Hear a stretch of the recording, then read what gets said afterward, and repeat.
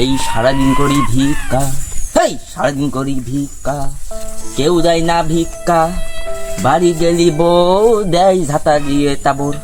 এ মা বোনেরা কি বাড়িতে আসো? কয়টা শাড়ি দিয়ে দাও দিনি। এই মা বোন বাড়ি নেই, বিটা ছেলে বাড়ি আছে, কি কও কও।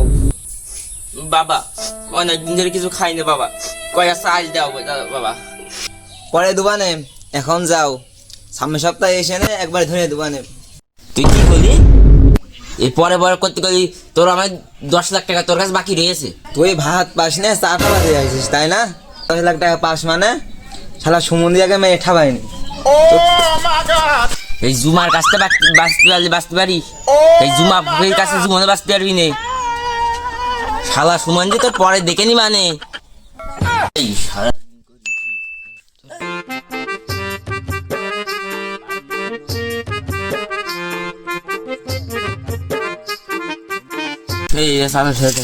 চাচা সকাল থেকে কিছু খাইনি। এ বউ দিয়েছে ঝাঁচা তাবর, কালকে ইনকাম করে যাতে পারিনি, তাই একটু তোমার বাড়ি যদি সাইড মাল থাকে একটু নিয়ে চলো দিন, একটু রেঞ্জতে খাই দাও দিন আমার। কিটা জুমা ফকির নাকি? তা কি করলি? তো সাইল দিতে হবে নাকি? আরে আমার যে অবস্থা, আমারই তো তোর মতো হতে হয় কি, তাই ভাবছি আমি, বুঝেছিস আমার যে পরিবেশ। তুমি না যদি শাশুড়ির কাছে যাই? না না না না, শাশির কাজ যাবি না কেন? না না, শাশির কাজ যাস যাও নি, তুমি। তোর আবার সব ভালো না। না, আমি যাই। কত বড় সাহস! হ্যাঁ, এই এলাকার লোক সব আমার দিকে ভয় পায়, আর আমি তো শাশি ছাড়া ভয় পাই না। তুই আমার দিকে মারলি, তুই এত বড় সাহস দিয়েছ কিরা? হ্যাঁ, তাহলে তুমি শাশুড়ির দিকে ভয় পাও, তাহলে আমি শাশুড়ির কাছে যাই, দেখি কিরাম ভয় পাই। শাশি আমার খুব ভালোবাসে।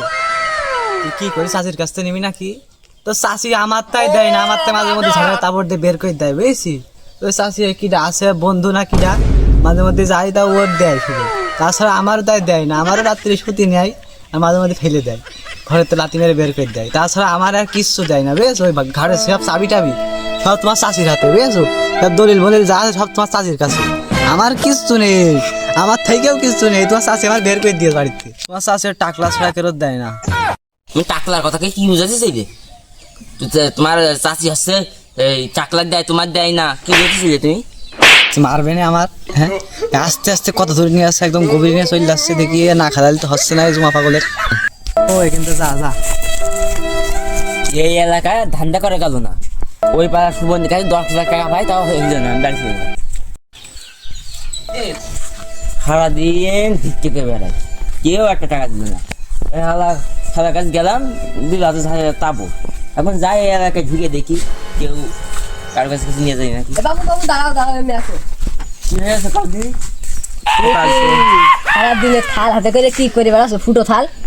এই একটাও দান মারতে আসছি না। কি তুমি অসার মতো বসে রয়েছো? তুমি আছে আমার থেকে বড় ফকির, তুমি আমাকে মারো থেকে বসে রয়েছো, আমি এমনিতে গেলাম, তা তোমার কাছে কোনো কথা বললাম না। আমার থেকে তুমি দেখছি বড় ফকির। গরুর ছাগলের অসুখী জ্বালায় আমার আর বল নেই শরীরে। হে ফকির খুঁজে আজ 2 দিন, তা পাচ্ছি না। 10টা টাকা দিয়ে দেখতে চাইলাম কাজ হয় নাকি। বাবু তুমি দোয়া করো দিনই আমার ছাগলটা যাতে ভালো হয়ে যায় তাড়াতাড়ি।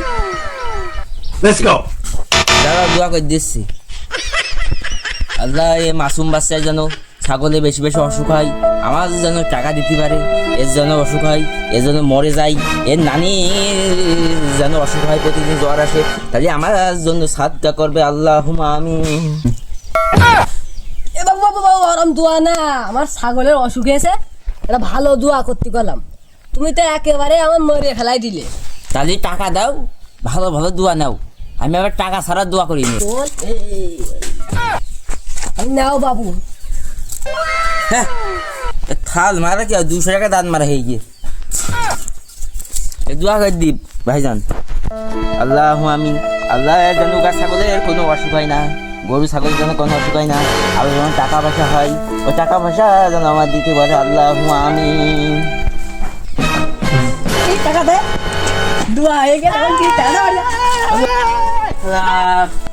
একটা টাকাও দান মারতে পারলাম না, যা পাইলাম তাও নেই।